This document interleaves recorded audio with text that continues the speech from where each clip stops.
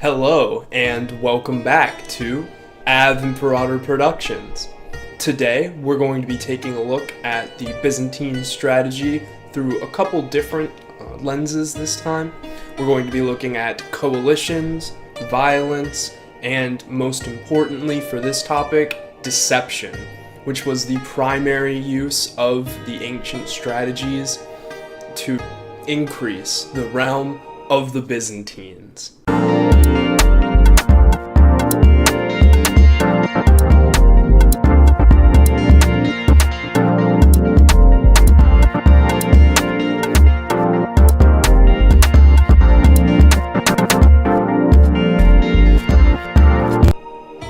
So first up, we're going to look at coalitions because of the three ancient forms of strategy: coalitions, violence, and deception. Coalitions were the most sparsely used by the Byzantines themselves. They didn't so often form coalitions with other states outside of their own borders. It was a much more inward-facing coalition when they did tend to strike one. By this, I mean different populations towards each other. In the other episodes that we've done on the Byzantines, we took a look at the blues and the greens, the dividing line between the different sects of the society. But they also had very important regiments within their own military that were not Roman to their core. These were the foederati.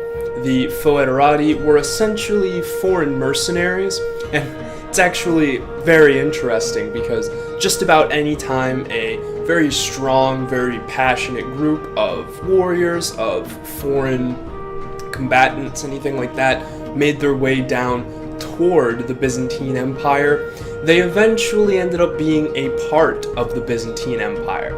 This is an expansion on the Roman concept of taking ideas that other people came up with and reworking them for yourself.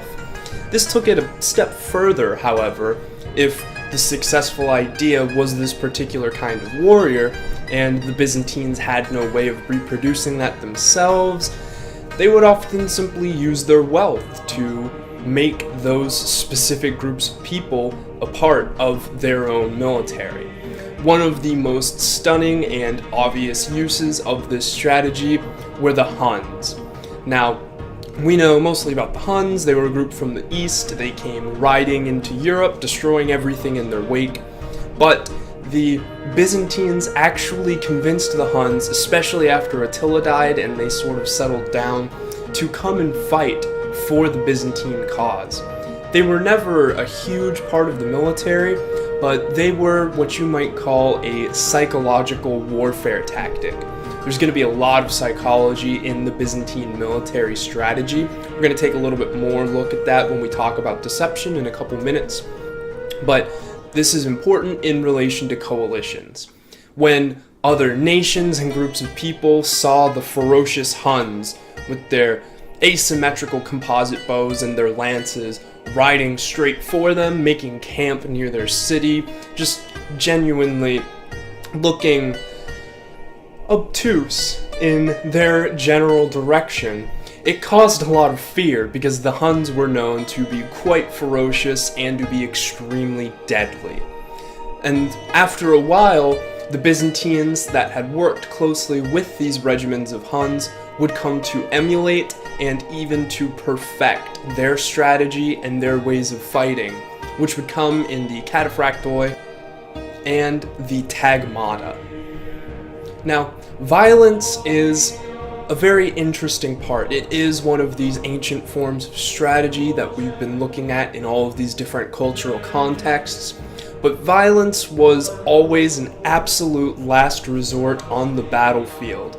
However, violence was actually very well used, utilized, and equipped to the generals and to the emperor in the sense of using violence to instill a sense of justice. Now, this might sound a little bit odd, so we're going to take a look at this real quick. The Byzantine Empire was very large. The armies that were marching were very large. They were often composed of people who might not speak the same language, might not read or write, and so violence was used against obvious offenders in order to remind the people that they were there as a job. They were not there to go around pillaging. There was very strict conventions in the Byzantine war manuals against pillaging, against dropping out of a battle line to chase a routed foe, against scavenging a battlefield's dead to pick up whatever they had dropped. A lot of these things could cause disorder among the lines, which was absolutely not going to happen under a proper Byzantine general. But, on the other hand, strict punishment and hurting your own men can make you seem harsh. It can make you seem like a very bad person. So again, we're brought back to the Aristotelian concept of arete and of excellence being in between two extremes.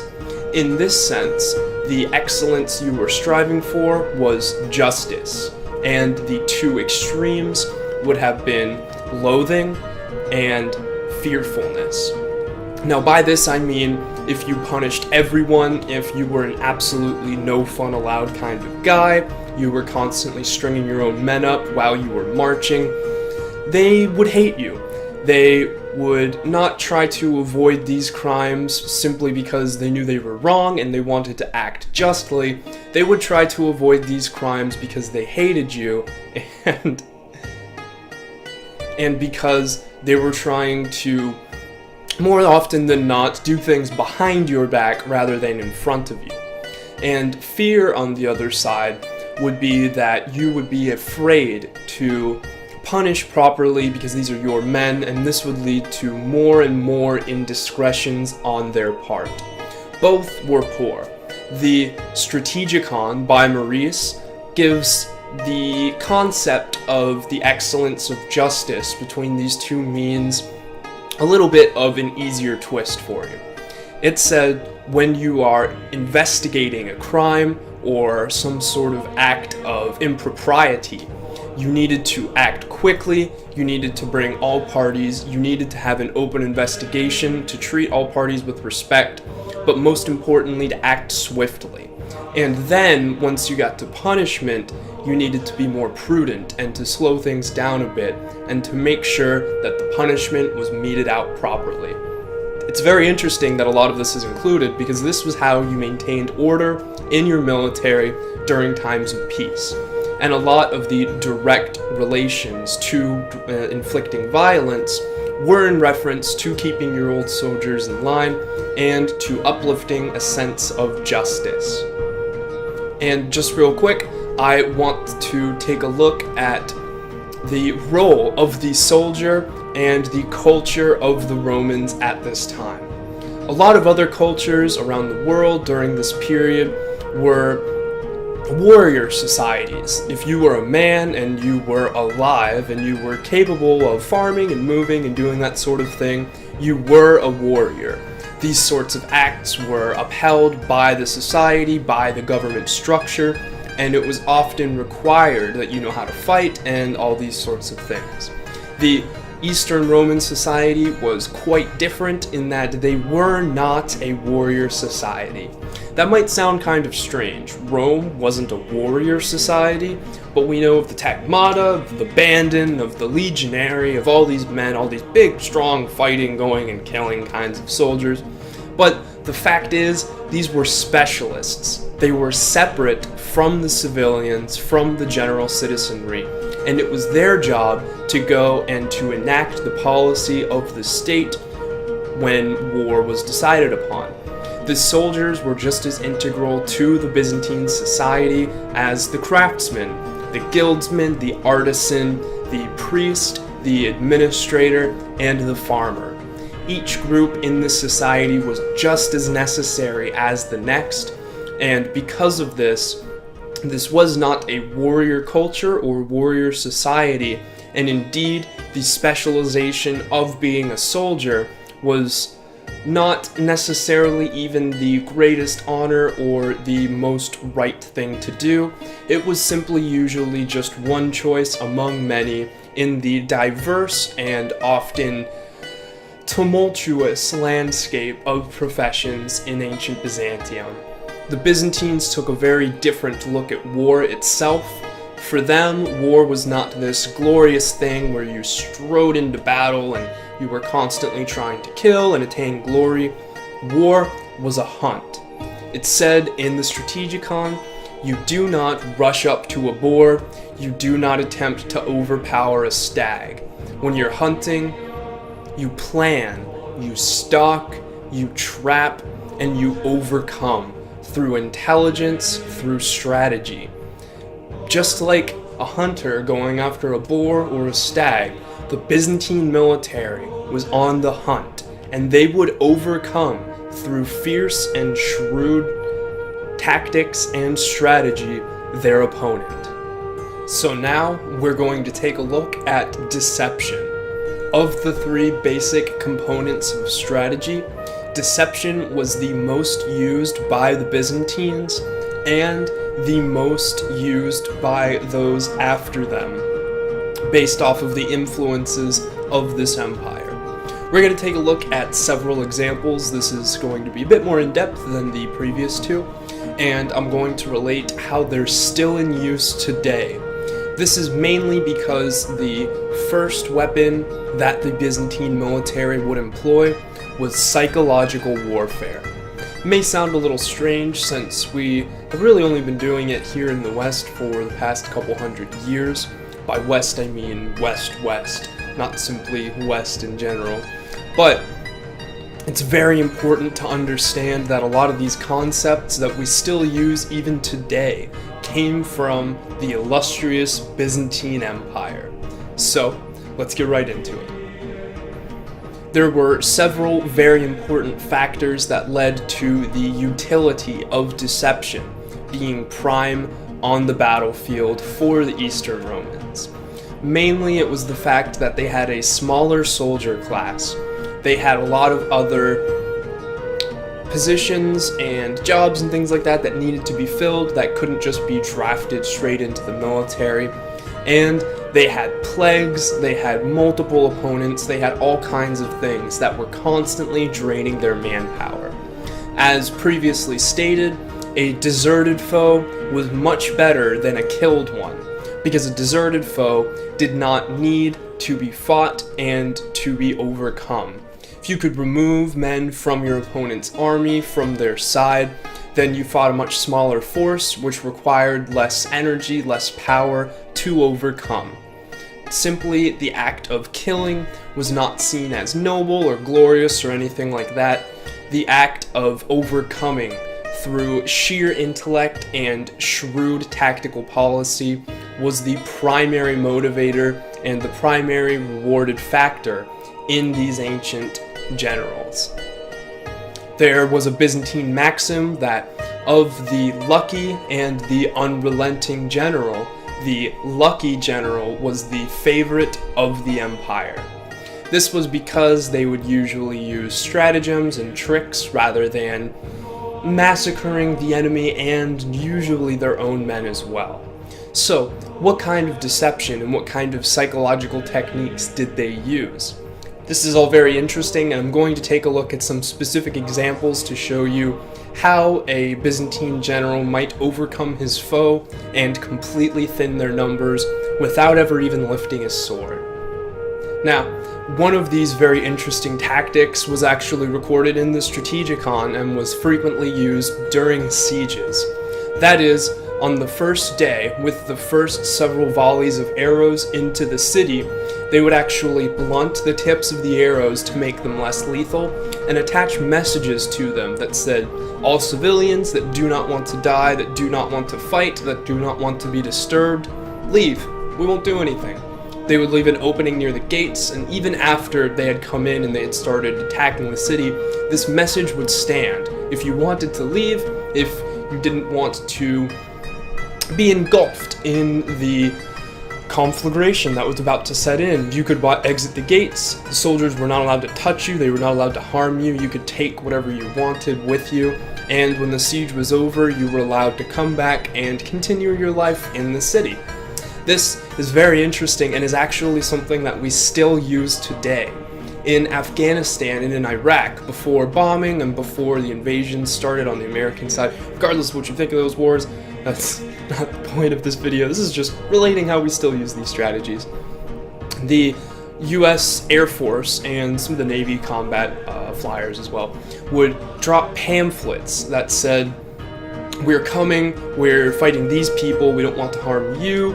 If you want to get out of here, if you want some kind of support, just separate from these guys."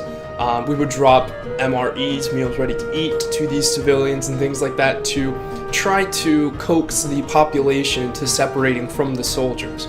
This has a twofold strategy. It lessens the numbers of potential enemy combatants in that civilians that would otherwise have to be caught up in the siege and have to try and defend themselves have a way out. And it also shows compassion and shows that their enemy is not the people, but the government.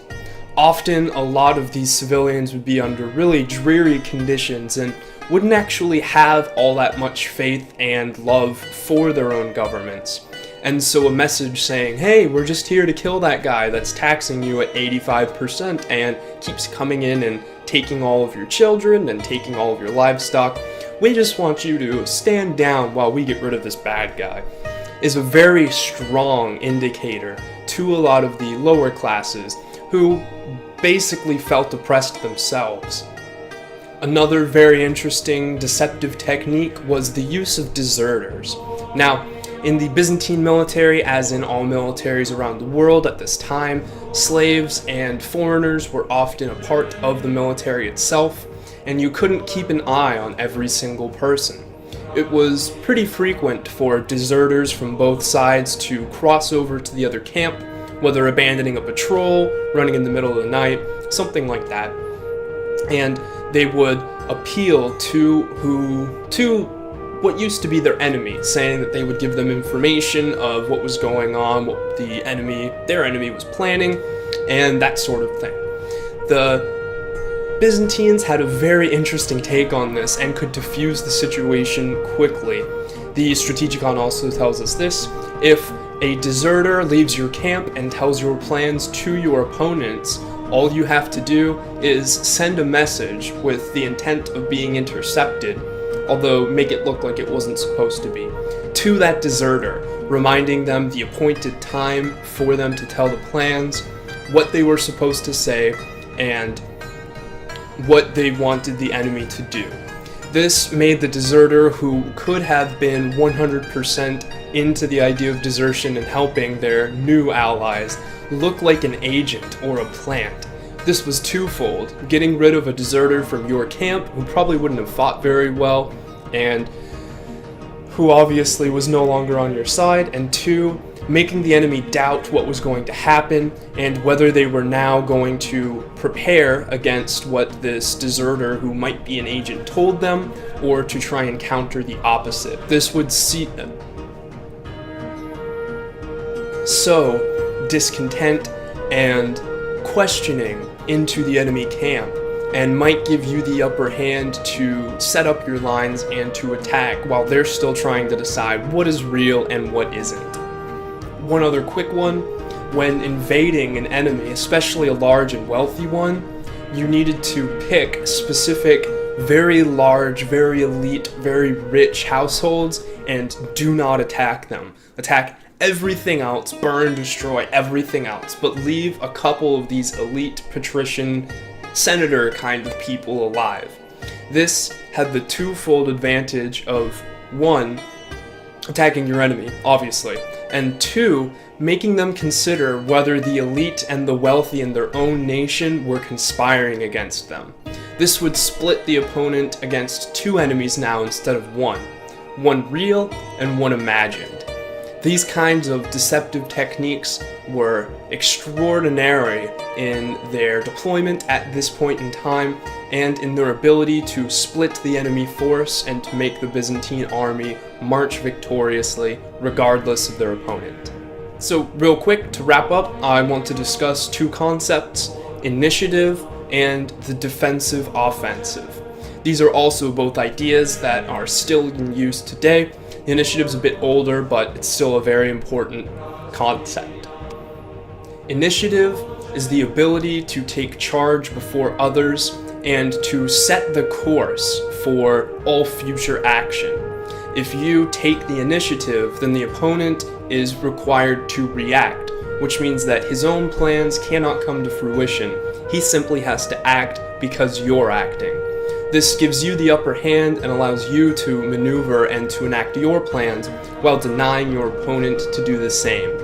And generally, before this point, defensive strategies were employed specifically to react to an opponent. You would recoil into your towers, your camps, your castles, that kind of thing, to react to what the opponent was going to do. And it also gave you the added advantage of being able to withstand attacks with fewer men. At this point in time, sieges were actually deadlier for the besieger than for the besieged. So the Byzantines wanted to, 1, hold the initiative, and 2, act defensively.